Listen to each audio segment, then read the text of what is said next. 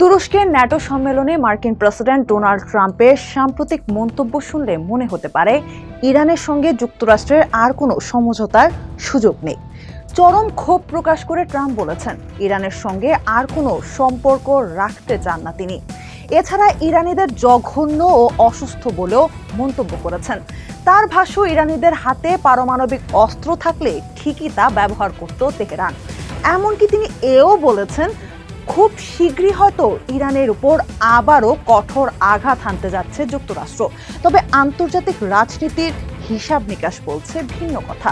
এত কড়া হুঁশিয়ারির পরও ট্রাম্পের সামনে আসলে আলোচনার টেবিলে বসা ছাড়া বাস্তবসম্মত আর কোনো বিকল্প নেই।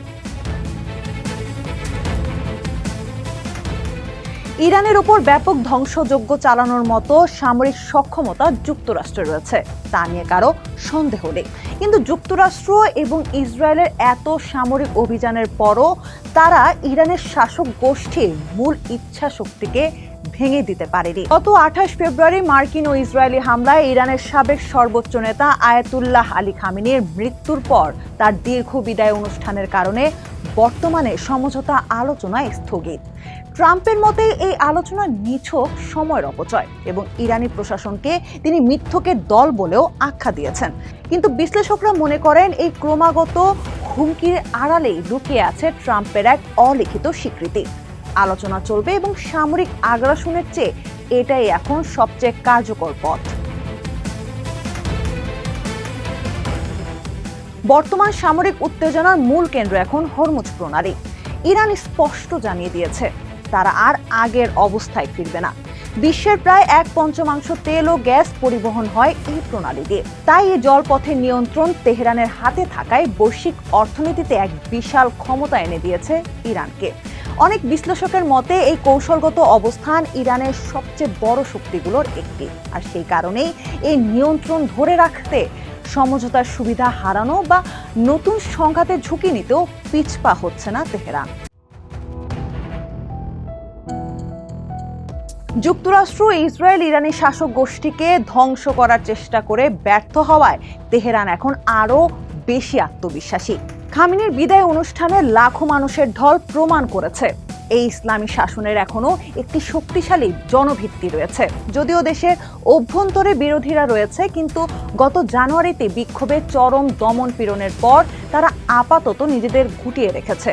ফলে আলোচনার টেবিলে ইরান এখন বেশ সুবিধাজনক অবস্থানে থেকেই দর কষাকষি করছে। মধ্যস্থতাকারীদের মতে বর্তমান পরিস্থিতি অত্যন্ত উত্তেজনাপূর্ণ। দুই পক্ষের মধ্যে রয়েছে আস্থার চরম অভাব। তবে উত্তেজনা যদি আর না বাড়ে, তবে একটি চুক্তিতে পৌঁছানো একেবারেই অসম্ভব নয়। সম্ভাব্য সেই চুক্তির রূপরেখা হতে পারে এমন: ইরান হরমুজ প্রণালী দিয়ে আন্তর্জাতিক জাহাজ চলাচলের অনুমতি দেবে। এর বিনিময়ে বিদেশে আটকে থাকা ইরানের অর্থ ছাড় করা হতে পারে এবং দেশটির তেল রপ্তানির উপর থাকা নিষেধাজ্ঞাও ধীরে ধীরে তুলে নেওয়া হতে পারে। সবচেয়ে বড় কথা, এই প্রণালীর উপর ইরানের কর্তৃত্বকে আন্তর্জাতিকভাবে স্বীকৃতি দিতে হবে।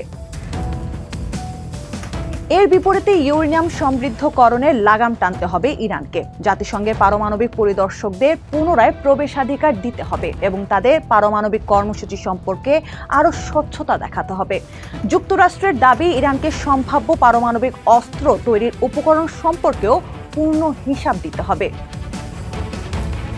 যুদ্ধ আর পাল্টাপাল্টি হুমকির এই চক্র কতদিন চলবে তার উত্তর এখনো অজানা। তবে একটি বিষয় স্পষ্ট, মধ্যপ্রাচ্যের ভবিষ্যৎ আরেকটি ক্ষেপণাস্ত্র হামলা নয়, বরং আলোচনার টেবিলে নেওয়ার সিদ্ধান্তের উপরেই নির্ভর করছে।